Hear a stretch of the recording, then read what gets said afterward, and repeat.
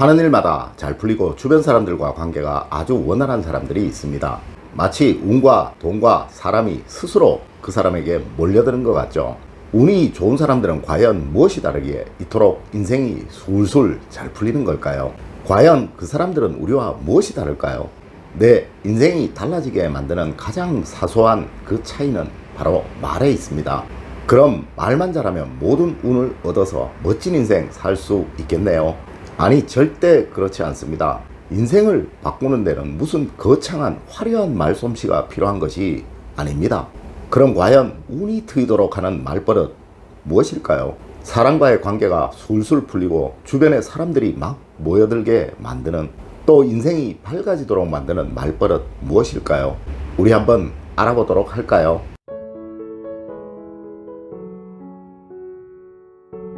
여러분 안녕하세요, 이정재입니다. 말로 덕을 보고 말로 운을 얻는 사람들은 도대체 어떠한 말을 하는 사람일까요?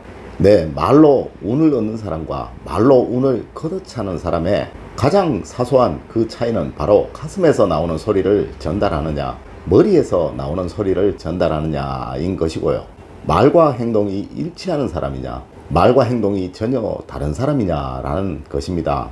우리는 이를 언행일치라는 거창한 말을 사용하곤 합니다. 저는 참 수많은 사람들을 만나보았고 상담을 하고 그들의 경험도 들어보았습니다. 때론 삶을 너무 힘들어 하시는 분들도 만나보았고요. 참 드라마 같은 인생사를 경험하신 분들도 만나보았는데요. 이 두 부류의 분들을 보면서 느낀 점, 정말 별것 아닌 아주 사소한 그 차이가 이 두 부류의 분들을 전혀 다른 좌표 위에 올려두었더라는 거예요. 과연 운을 얻을 사람, 운을 잃을 사람, 어떠한 차이일까요? 먼저 운을 잃을 사람들의 말들에는 이런 공통점이 꼭 있습니다. 첫 번째, 부정적인 어휘가 문장 속에 너무 많다라는 거예요. 특히 그분들의 말 속에는 이러한 단어가 너무 많이 들어가 있습니다. 하지만 그래도 어차피 안 돼, 이런 부류의 말들인데요. 이분들의 대화를 보면 늘 이렇습니다. 상대가 무슨 말을 하면 늘 이렇게 대답을 합니다. 하지만 그건 그래서 안 돼. 하지만 우리는 못해. 어차피 그건 안 될 건데 뭐. 마치 무슨 부정을 대답하기 위해서 부정을 하듯이요. 상대가 어떠한 말을 하더라도 이러한 대답이 아주 자연스럽게 나옵니다. 두 번째, 뭐든 아는 척하며 무조건 이기려고 한다는 거예요. 우리 이를 아집이라고 하죠. 하물며 이런 사람도 있습니다. 저한테 사주 상담을 하러 와서요, 사주에 관한 이야기로 저를 악착같이 이기려는 사람이 있습니다. 참 말문이 막히는 사람인데요. 비싼 돈 주고 상담하는 그 전문가를 이기려고 하는 사람인데 다른 사람한테는 오죽하겠습니까? 당연 이 사람 옆에는 사람들이 있을 수가 없겠죠.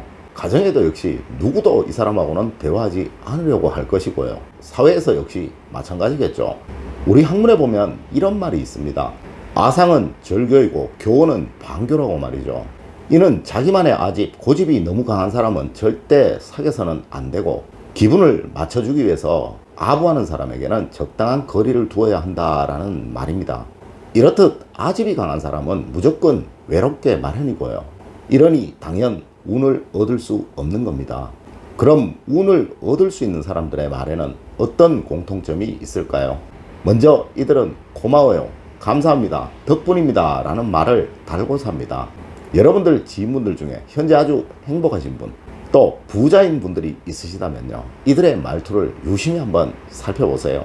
이분들은 술집에서 맥주를 갖다 준 사람에게도요, 고맙습니다. 택시를 타고 택시기사에게도요, 감사합니다. 직장 동료나 가족들에게도요, 늘 고마워요, 덕분이에요 라는 말들을 아주 자연스럽게 하고 계시는 거 보실 수 있을 겁니다. 이분들은 누구에게나 감사합니다, 고맙습니다, 덕분입니다 라는 말을 하면서 그 호의를 받아들이는 법을 아신다는 거죠.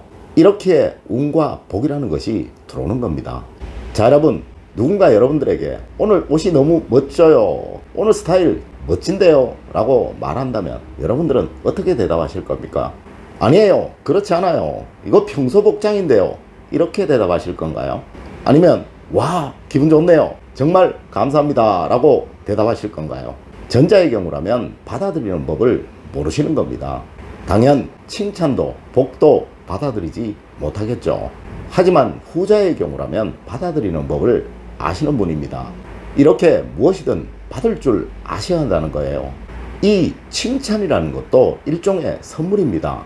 여러분은 누군가에게 선물을 했는데 그분이 그 선물을 반송했다면요, 기분이 어떠시겠습니까? 또 그분이 그 선물을 감사히 받아들이고 여러분들에게 감사를 표한다면 기분이 어떠시겠습니까? 이렇게 운이 트이는 말버릇은 멀리 있는 것이 아닙니다. 아주 사소한 여러분들의 말 습관을 바꾸셔야 한다는 거죠. 칭찬과 호의는 감사히 받아들이는 법을 아셔야 한다는 거예요. 다음으로 운을 얻을 사람들의 말투는 늘 상대의 입장을 헤아리고 상대가 행복하기를 바란다는 말투입니다. 사람들에게는 상대의 마음을 본능적으로 느끼는 센서가 있습니다. 이는 상대가 아무리 투정을 해도요, 그 투정이 나를 위한 진심임을 느끼게 된다면요, 기분이 나쁘지 않게 되는 것이고요, 또 오히려 정을 느끼게 되는 것이고 이 사람을 좋아하게 되지만요, 상대가 아무리 칭찬을 해도요, 이 칭찬이 진심 같지 않다라는 느낌이 들게 된다면 그 상대에게 거리감을 느끼게 되고요, 어쩌면 기분이 상해질 수도 있다라는 이야기입니다. 우리 인간은 동물과 다르죠. 이것이 바로 사람을 얻는 가장 중요한 화법인 가슴으로 대화하는 법입니다. 절대 머리로 말하려 하지 마세요. 무엇 하나라도 진심으로 걱정하고 진심으로 칭찬하고 진심으로 공감하는 자세를 한번 가져보세요.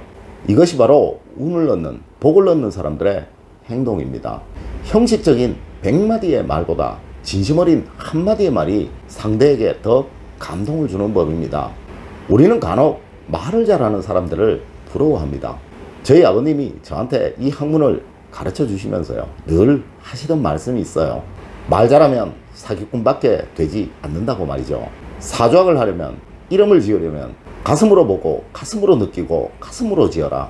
절대 머리로 보고 머리로 느끼고 머리로 짓지 마라 라고 말씀을 하셨었는데요, 이것이 오랫동안 살다 보니까요, 모든 곳에 적용되는 그 진리라는 것이 느껴지더라고요.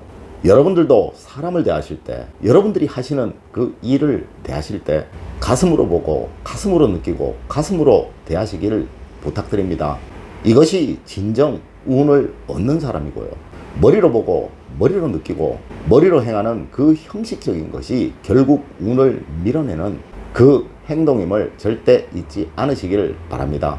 오늘은 여러분들과 우리 학문에서 말하는 운을 끌어오는 사람과 운을 밀어내는 사람들의 말버릇은 어떤지, 또 이들의 말버릇의 차이는 어떠한지에 관해서 이야기를 한번 나누어 보았습니다. 운은 결코 멀리 있는 것이 아닙니다. 여러분들의 아주 사소한 이 말투 하나를 바꾸시게 되면요, 이제 운의 선순환이라는 것이 시작되게 될 것입니다. 이 선순환을 통해서 서서히 모든 것이 변해가게 되실 것이고요, 마침내 여러분들은 행복과 번영, 부를 모두 얻으시는 멋진 삶을 살아가실 수 있게 되실 겁니다. 오늘 제가 드린 말씀 꼭 명심하셔서 행복과 번영, 부 모두 얻으시고 모두 누리시는 여러분들이 되시기를 진심으로 기원드리겠습니다. 늘 올바른 학문과 올바른 지식을 여러분들에게 전하도록 노력하겠습니다. 여러분, 긴 시간 감사드립니다. 감사합니다.